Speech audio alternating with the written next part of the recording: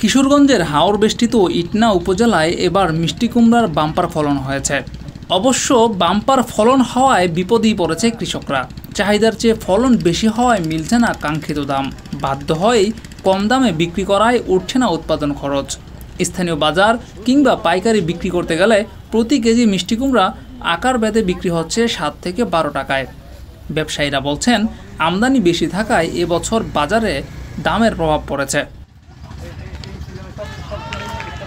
পতিত এবং অনুর্বর জমিতে কম খরচে কম পরিশ্রমে বেশি লাভের আশায় সুদের টাকা নিয়ে অনেকেই সবজি চাষ করেন, কিন্তু উৎপাদিত পণ্য যথাসময়ে বিক্রি না হওয়া এবং ন্যায্য দাম না পেয়ে লোকসানের ঝুঁকিতে রয়েছে কৃষকরা।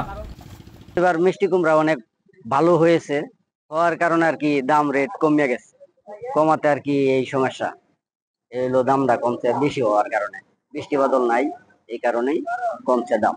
আলহামদুলিল্লাহ মিষ্টি কুমড়া অনেক ভালোই হয়েছে, হওয়াতে আমরা অনেক দাম কম পাইতেছি।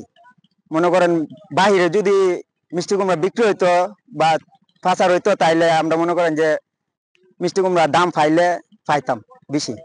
মিষ্টি কুমড়া সর্বনিম্ন 60 টাকা কেজি বিক্রি হইতেছে।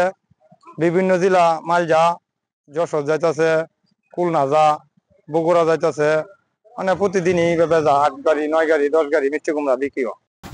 কৃষি বিভাগের পক্ষ থেকে জানানো হয়েছে, তানাইল উপজেলায় 300 এবং ইটনায় 250 হেক্টর জমিতে মিষ্টি কুমড়ার আবাদ হয়েছে।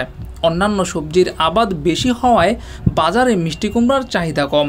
এবারের মৌসুমে কিশোরগঞ্জ জেলায় 1216 হেক্টর জমিতে মিষ্টি কুমড়ার আবাদ হয়। উৎপাদন লক্ষ্যমাত্রা ধরা হয়েছে 25,000 মেট্রিক টন। জেলা কৃষি কর্মকর্তা মোহাম্মদ ইমরুল কায়েস বলেছেন, এবছর অন্যান্য সবজি বেশি উৎপাদন হওয়ায় কৃষকরা কাঙ্ক্ষিত দাম পাচ্ছে না। বছর অন্যান্য বছরের তুলনায় একটু কৃষকরা কাঙ্ক্ষিত দাম সেটা পাচ্ছে না।